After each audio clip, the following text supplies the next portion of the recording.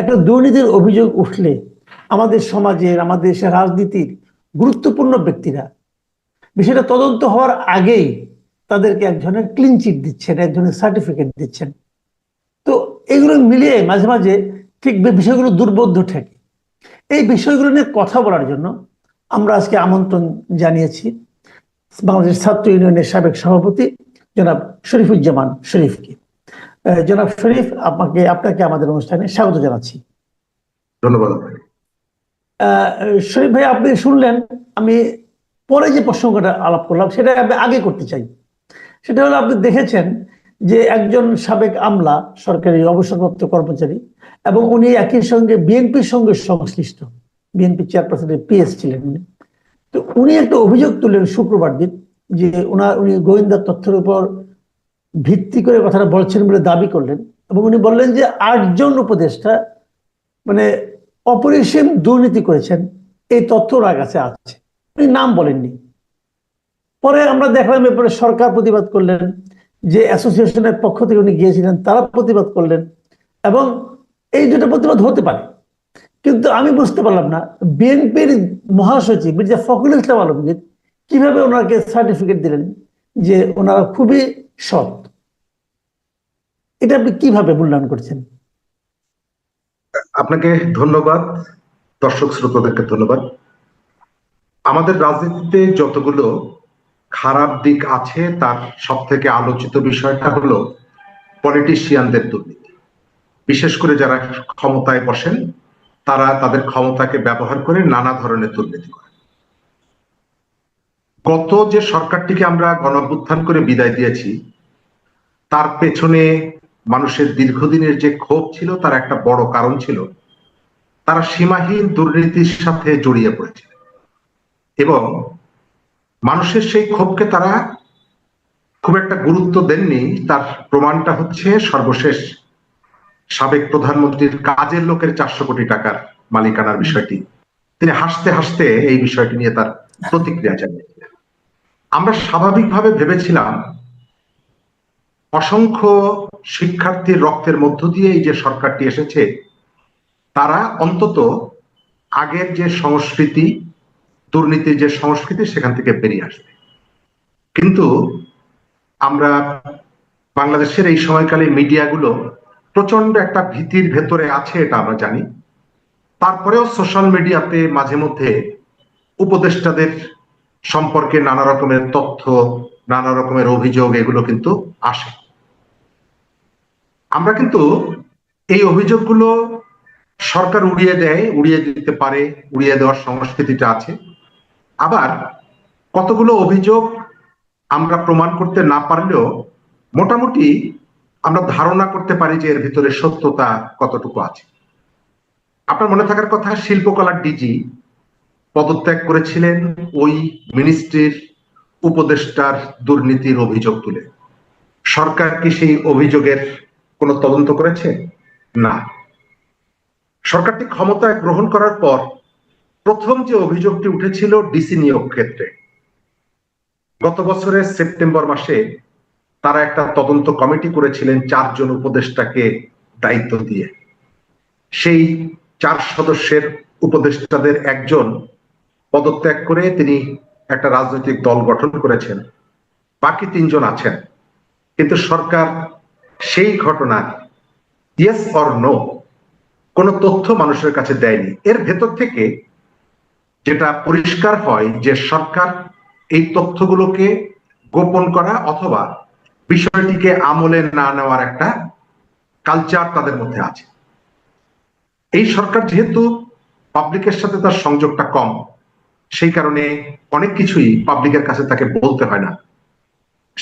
আর এই সুযোগটাকে তারা ব্যবহার করে অনেক প্রশ্নের উত্তরও কিন্তু দেন না। আমাদের মাহমুদুর রহমান মান্না, আপনি তাকে আওয়ামী লীগের দোসর বলতে পারবেন না। তিনি এই সরকারের জন্য দীর্ঘ লড়াই করেছেন। তিনি একদিন বলেছিলেন যে আমরা প্রধান উপদেষ্টাকে কোনো কিছু বললে তিনি শুধু হাসেন, কোনো জবাব দেন না। গতকালকে একজন সাবেক সচিব এবং বিএনপির চেয়ারপারসনের একজন উপদেষ্টা তিনি অভিযোগটি করেছেন। আমি এই অভিযোগের সত্যতা আছে বলে বিশ্বাস করি। তিনি এই প্রথম অভিযোগটি করেননি। বিএনপির সিনিয়র নেতা মির্জা আব্বাস, বিএনপির নগরের একজন প্রভাবশালী নেতা ইঞ্জিনিয়ার ইশরাক হোসেন, এই দুইজন নেতা কিন্তু বিভিন্ন সময় একাধিক উপদেষ্টার দুর্নীতির কথা মানুষের সামনে বলছেন। তাহলে বিএনপির মহাসচিব হঠাৎ করে কেন এই জায়গাটায় এগিয়ে এলেন এই সরকারকে উদ্ধার করার জন্য? আমি বলবো উদ্ধার করার জন্য। গত ৩-৪ বছর ধরে বিএনপি যে সুশাসনের রাজনীতির যে বার্তাটি দিতে চাইছে, আমি মনে করি যে গতকালকের বিএনপির এই যে অবস্থানটা এবং অনেকটা যেচে পড়ে এই ভূমিকাটি রাখা বিএনপির সেই অবস্থানকে প্রশ্নবিদ্ধ করেছে।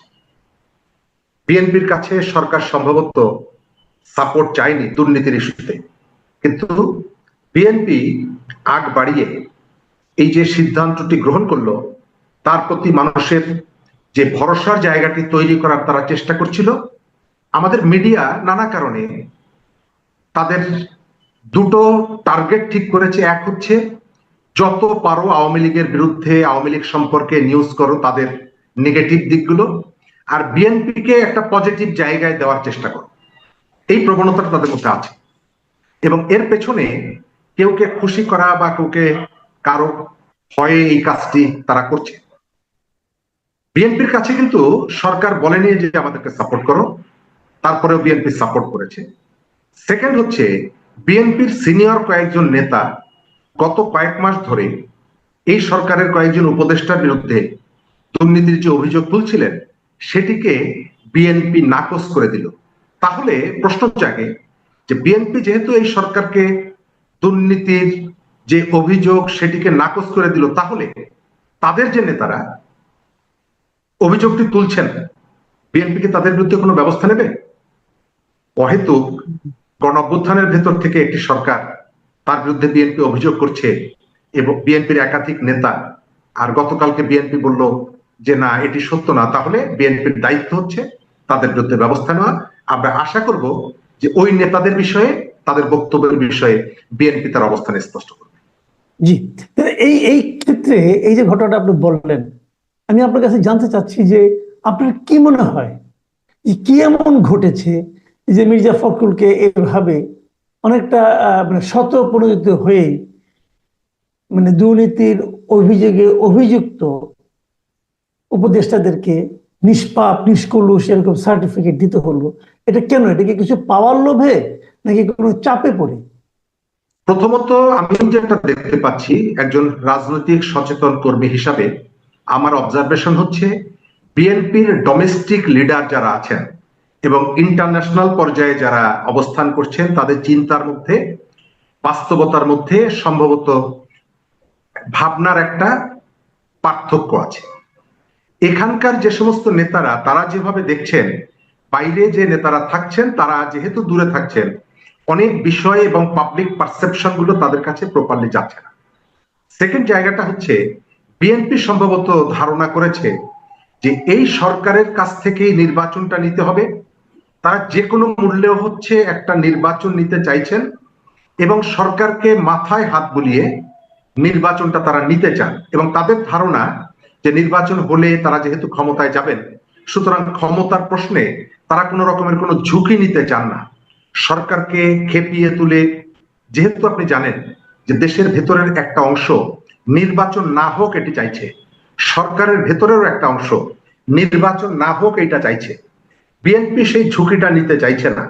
সম্ভবত বিএনপির পজিশনটা হচ্ছে 1-11 সরকারের সময় আওয়ামী লীগ যেমনি ভাবে 1-11 সরকারের কর্ম এবং অপকর্ম উভয়কে যেভাবে বৈধতা দেওয়ার জন্য আগের থেকেই তাদের সাথে একটা আলাপ আলোচনা এবং তাদের কথা বক্তব্যের ভেতর থেকে বার্তাটি দিয়েছিলেন, সম্ভবত এই সরকারকেও বিএনপি তার সমস্ত কর্ম এবং অপকর্মগুলোকে এক ধরনের কখনো নীরব থেকে, কখনো সামান্য কথা বলে অথবা একটু কৌশলী হয়ে এই সরকারের কাছ থেকে নির্বাচনটা আদায় করার জন্য সম্ভবত এই স্ট্যান্ডটা তারা নিয়েছে। তবে একটা পলিটিক্যাল পার্টি হিসাবে অনেক সময় কৌশলগুলো কিন্তু জনগণ গ্রহণ করে না। তারা তাদের ক্ষোভ বা বিরক্তিটা পাবলিকলি প্রকাশ করে না, কিন্তু ভেতরে ধারণ করে। আমি উপদেষ্টাদের যে অভিযোগের কথা বললাম, এই অভিযোগ কিন্তু সারা দেশে ছড়িয়ে আছে। এমনকি ছাত্র আন্দোলনের নেতা, সমন্বয়ক, তাদের সম্পর্কেও ঠিক আপনার এখানে বসার 10 মিনিট আগে দেখলাম এক মফস্বলের এক সমন্বয়ক টেলিফোন করে তার সহকর্মীদেরকে বলছে কোথায় যেন তিনি চাঁদাবাজির জন্য লোক পাঠিয়েছেন, এবং তাদেরকে ডিরেকশন দিচ্ছে যে তোমরা একটু তাদের সঙ্গে কথা বলো, আরো 5 লাখ টাকা তাদের কাছ থেকে নেওয়া যায় কিনা। অর্থাৎ এই যে চাঁদাবাজির খবরগুলো, এই যে অনিয়ম দুর্নীতির খবরগুলো, এই খবরগুলো কিন্তু ঢেকে রাখা যাচ্ছে না, প্রকাশিত হচ্ছে। সুতরাং যে কোনো পলিটিক্যাল পার্টি এই দুর্নীতির পক্ষে যদি দাঁড়ায়, সে তার ইমেজটাকে কিন্তু হারাবে।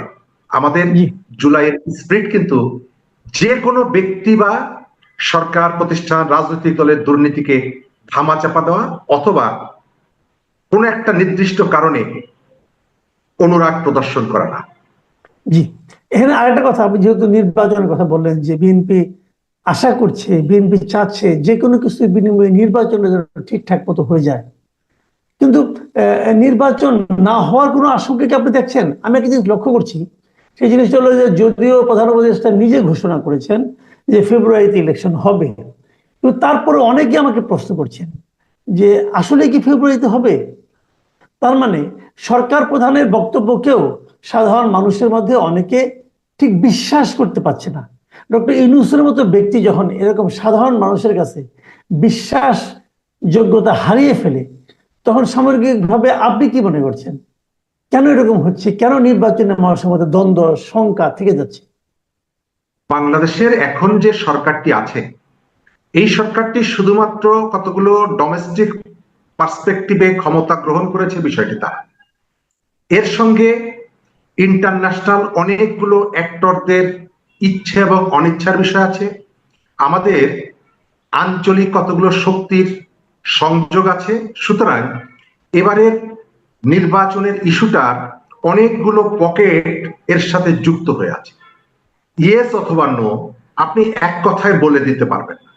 আমাদের রাজনীতিতে সময় যত যাচ্ছে, আঞ্চলিক এবং আন্তর্জাতিক খেলোয়াড়দের প্রভাবটা তত বাড়ছে। সুতরাং তাদের কতগুলো যেমনি হিসাব আছে, একই সঙ্গে এই সরকারের ভেতরে অথবা সরকার যাদেরকে ডেকে নিয়ে এসেছে, আপনি জানেন যে অনেক সচিব তাদেরকে কিন্তু বাড়ির থেকে ডেকে এনে চাকরি দেওয়া হয়েছে, দায়িত্ব দেওয়া হয়েছে। স্বাভাবিকভাবে তারা একটা দীর্ঘ সময় এখানে কাজ করতে পারেনি আগের রাজনৈতিক সরকারের কারণে। সুতরাং তারা 1 বছরের মতো দায়িত্ব পালন করে তারা চলে যাবেন, যেহেতু তাদের